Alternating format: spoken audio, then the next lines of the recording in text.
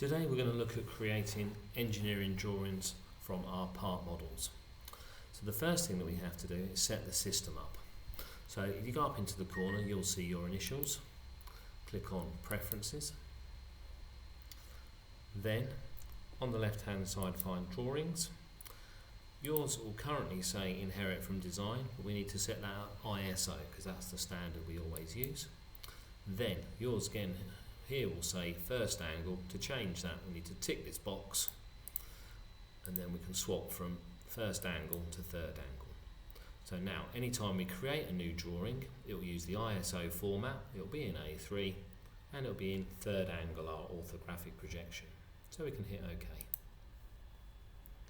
The next thing for this little project, we're just going to go into the browser and we're going to create a new project called Drawing Practice. Don't forget big D, big B, P, and then we can go inside of this folder and we now need to upload some part models that I've created for you. So we're going to click Select Files. You guys need to find this PC, Student OCN, Engineering, CAD, Drawing Practice, and then finally Fusion. Highlight all of the files, there's 9 there, click Open, and then you can click Upload. So these files will now upload from our network. You can close that down, they'll carry on opening in the background. And then you just close this box up here. It'll just let you know when they're all done. Right. Okay, so the first thing we're going to do is open up task number 1. So here we are looking at the part model itself. Okay, so these are the ones that we use back in Unit 2. When we create a drawing from this part file, Fusion will always take this view called front and bring it into the drawing. Okay, but as we know from drawings that we've done before, that isn't the best view.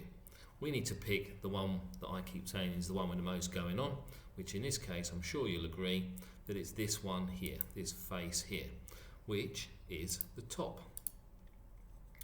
So we just need to make a note of that as we proceed. So I'm just going to shut the browser down now because we don't really need it at the moment, and we're going to go New Drawing from Design. So it's selected our part, and as you can see from the preferences it's already got ISO in there and millimeters, so we can click OK. Now we just swap to the drawing environment. Okay, so we've got a new toolbar at the top just purely for creating engineering drawings, and now it's brought the border in, and now as you can see it's got this front view, the one I don't want. So there are 2 tops, ignore all the blue ones at the top, you just need to find of the 6 faces of our view cube, we need to click on top.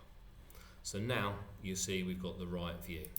Okay, and I've just placed it over here for the moment. As you can see, it's a bit small for the size of our paper. So we can change the scale, you can type in the box, or we can change from the drop down menu. So at this point we want 1 to 1.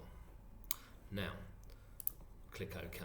Now the good thing about CAD as opposed to drawing by hand, if we dropped it in the wrong place, like too low, we can now just drag it and move it around. And later on we can do that with all the dimensions attached as well.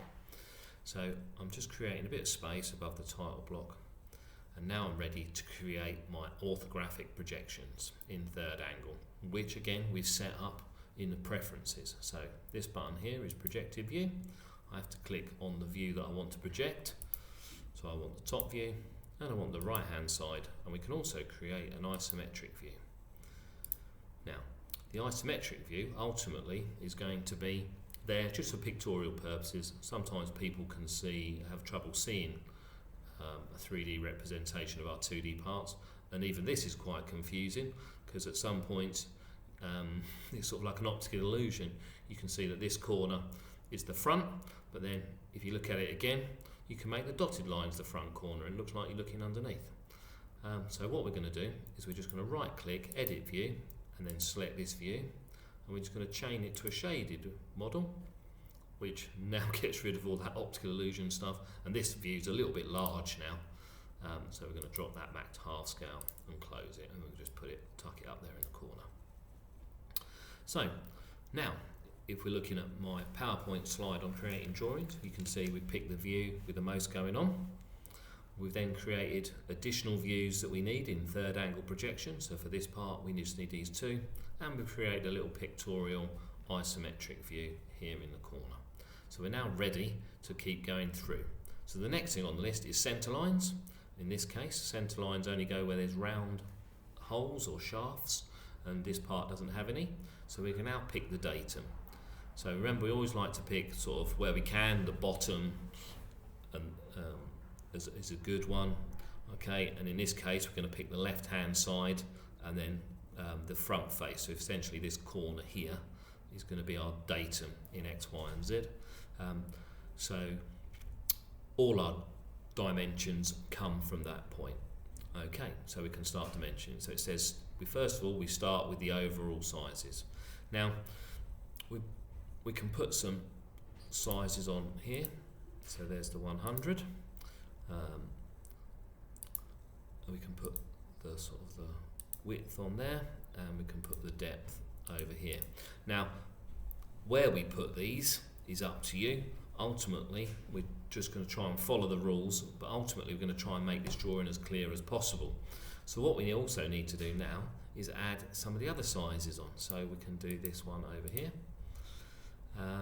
But now we need to dimension here. So what we've got now is we've sort of got the widths are nicely grouped here, the thickness is over here, but on the height side we've got one this side and one that side, which means you need to move your eye a little bit. So it's actually a little bit better if we get rid of that one and just go over here like so. It just makes that a little bit easier. So we could now just move them a little bit closer, they're quite far apart.